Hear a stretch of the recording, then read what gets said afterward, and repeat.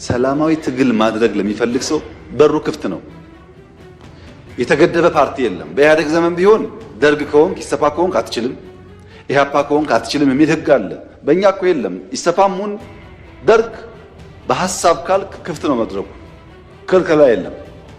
የሚከለከል ፓርቲ የሚከለከል ሐሳብ የለም። የሐሳብ ፖለቲካ መድረኩ ክፍት ነው። ችግር የሆነው ሐሳብ ጠፋ። ሐሳብ መጥፋቱን ለማወቅ የነዚህን ባንዳዎች ውሎ ማየት በቂ ነው። ሰው እኮ ከፍሬው ይታወቃል፣ ባይናገርም ከፍሬው ይታወቃል።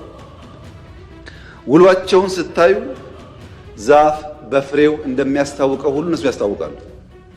ለምሳሌ ፓርቲ የሌለበት ሀገር፣ ምርጫ የሌለበት ሀገር፣ ህገ መንግስት የሌለበት ሀገር፣ ወጣት የሌለበት ሀገር፣ ተስፋ የሌለበት ሀገር ተለጥፎ ለኢትዮጵያ ተስፋ ሊያመጣ የሚችል ሰው የለም።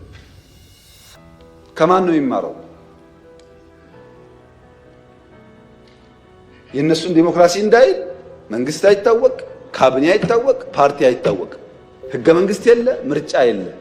እዛ ተለጥፎ ስለ ምርጫ መጠየቅ አይገርምም? ግን ምርጫ የሌለበት ተለጥፎ ስለ ምርጫ መጠየቅ